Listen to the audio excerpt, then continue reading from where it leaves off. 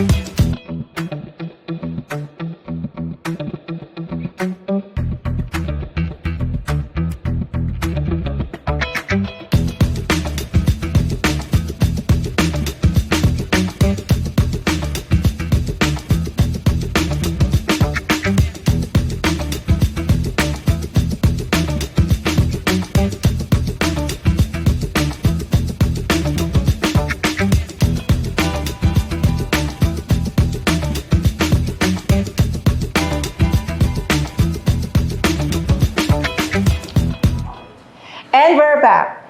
Ito na po ang result ng hair makeover ni Sir Kelvin. So, short recap po, hindi pa po siya nagpa-color ng hair.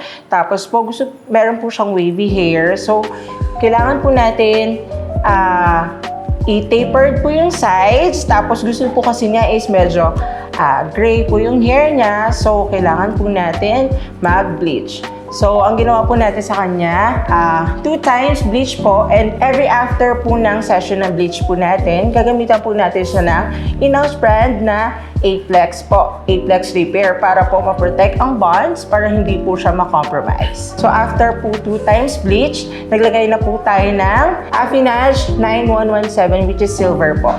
And after color po, nag-treatment na po tayo ng repair and recondition po, which is the standalone treatment po ng Aplex. And after that, nag-haircut na po tayo ng semi-fade lang po kasi ayaw na po na masyado pong manipis po sa side. Pero kailangan po natin kasing tanggalin po yung bulky po sa sides niya kasi sobra pong makapal. So, ito na po yung result. So, Sir Kelvin, kamusta naman po ang hair makeover niyo po? Masaya naman kasi ito yung request kong color and sobrang nahihirapan ako mag-style ng buhok ko kasi nga wala siyang direction. And nung tiningnan ko pa after nung process nung result ng color, parang mas mapapadali na sa akin mag-ayos ng buhok. Dati palagi ako naka-brush up. Tapos ngayon parang mas maganda yung different look ng after ng color. So sobrang happy ko na ganito yung resulta. Guys, if you want this kind of look or hairstyle or makeover, you can visit any our branches nationwide, or you can visit me SFRV 2 Parkway Upper Ground Floor.